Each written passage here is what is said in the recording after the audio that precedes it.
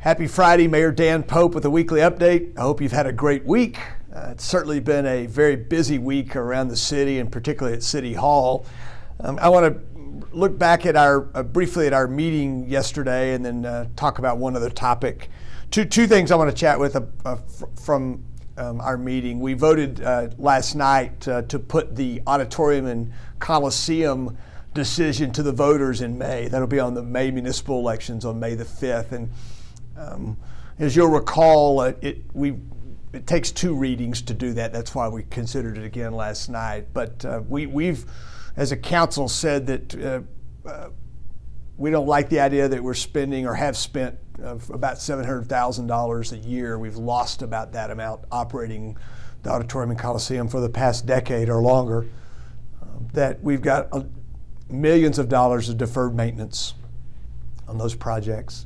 And that for us to abandon them, which is the way the language is written in the legislation that was passed in the 1940s by the state legislature, it requires a vote of the citizens.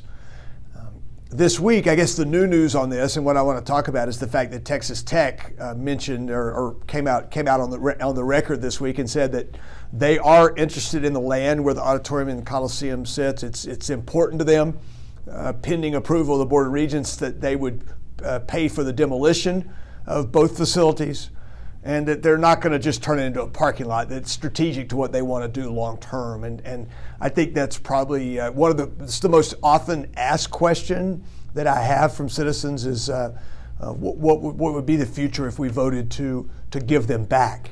Remember that we don't have the ability to sell them to the highest bidder. There's a reversionary clause in this legislation that when we quit using the property, it goes back to Texas Tech.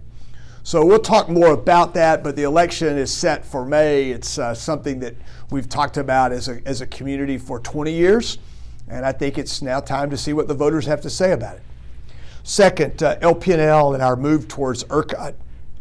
Yesterday, the council approved the agreed upon stipulations between LP&L and the stakeholders in both ERCOT, where we want to go, and the Southwest Power Pool, where we are today.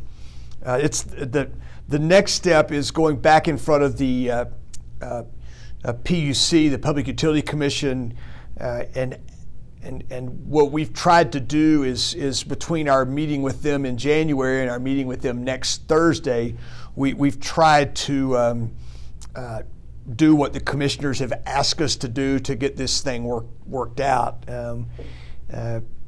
It's important to note that the provisions that we approved yesterday don't go into effect until we leave SPP and enter ERCOT, which we believe would be June 1st of 2021.